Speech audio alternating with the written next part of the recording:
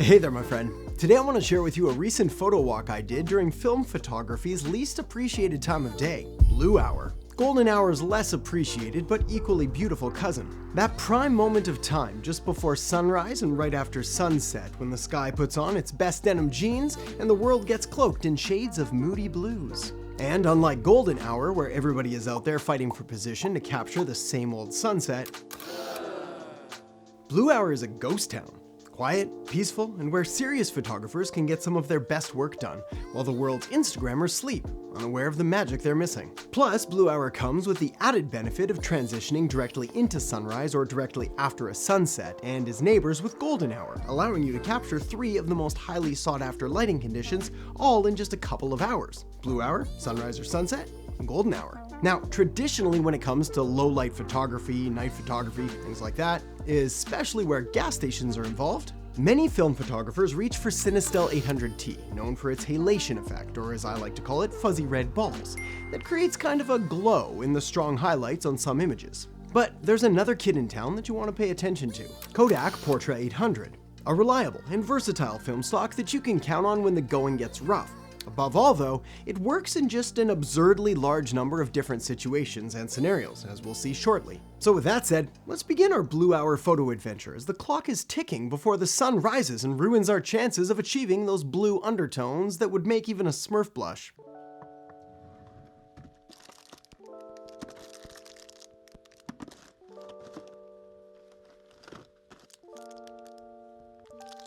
The first shot highlights the powerful combination of blue hour and Portra 800 perfectly. It's about 4 o'clock in the morning here, the sun is a good hour away from rising, and to the naked eye, the sky is black with nary a shred of blue to be seen.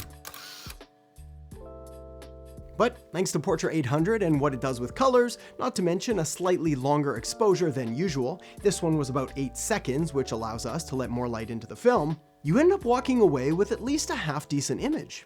Other things I like about this are the balance between the moon and the street lamp, and the golden orangey glow you get from the store lights contrasting against the deep blue sky. Here's another shot taken of a bike shop almost directly to my right,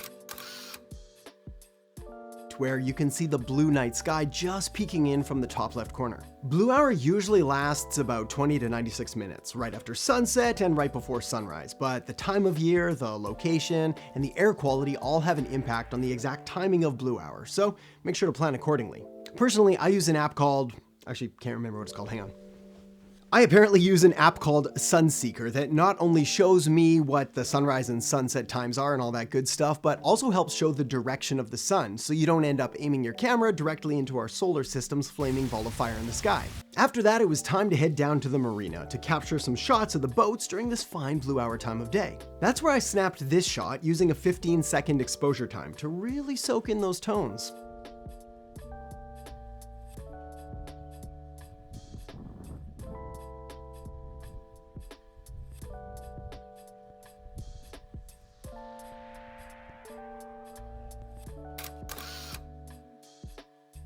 And thanks to Portra 800's wide exposure latitude, it's pretty forgiving of any exposure miscalculations you may or may not have made. It captures details in the shadows and highlights like a champ, making it a real asset when the light is playing hide and seek during blue hour. As for metering, I like to meter for the midtones wherever I can find them, finding the most middle looking thingy in my image and basing my readings off that. But sometimes it's a crapshoot, which is why if there's a composition that I really like, you're probably gonna find me bracketing it, taking a couple extra shots, both over and underexposed. And for reference sake, here's a photo I took of the exact same scene a couple years ago during the day with Portra 400 and the Pentax 6.7.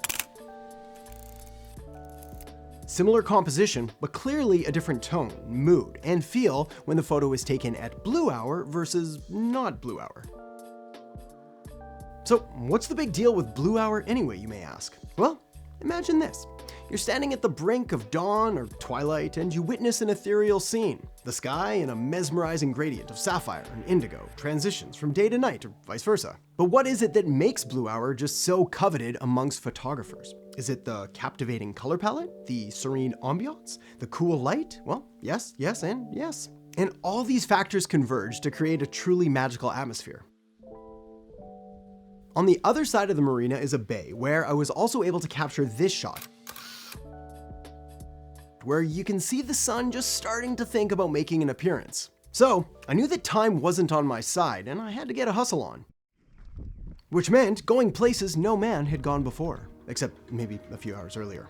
And venturing forward towards one of the scariest walks of my entire life, down an isolated dock, surrounded by deep, dark, cold, and absolutely terrifying night water on both sides of me, with noises echoing around the marina that can only be described as songs from my most horrible childhood nightmares, originating from the creaking and rubbing of the boats against each other and the dock in the changing tide. And more than likely, probably also from some horrifyingly scary sea monsters that wanted to eat me. But it did allow me to capture this shot, which, I'm gonna be honest, I'm neither thrilled nor disgusted with. From a blue hour point of view, it does the trick to showcase the blue tones in the sky and the water. From a sharpness point of view, it fails horrifically, as the long exposure time meant that the boat was rocking back and forth a bit in the tide. From a creepy as hell boat picture, it's kinda half there, as the blurring of the boat and the sharpness of the dock creates a kind of ghost ship effect that I'm still undecided on. Whatever the case, I wanted to get out of there, so I hightailed it back up the ramp and found this little beauty directly in front of me.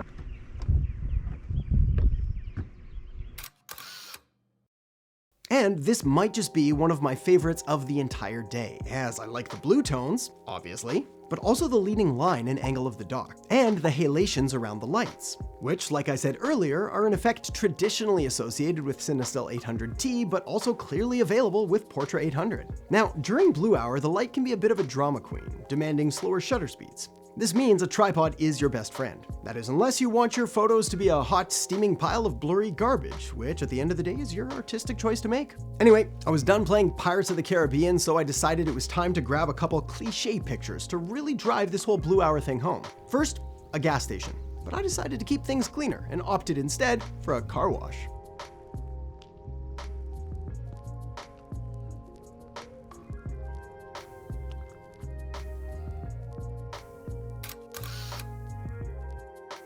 I like how the blues of the sky and the sign play well with each other, while there's a slight orange, almost rust-like glow from inside the car wash that kinda balances it out and keeps it from looking like the Blue Man Group just edited all your photos.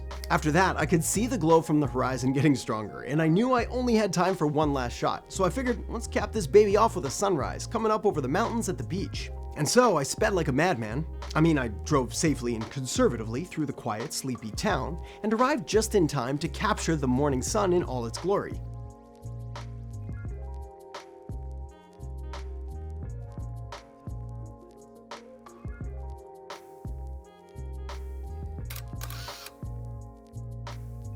And for more film photography insights, ideas, and inspirations, you might want to check out the video I've got linked up right here, as I think you're really going to like it. So make sure to tap or click that now, and I'll see you in there in just a second.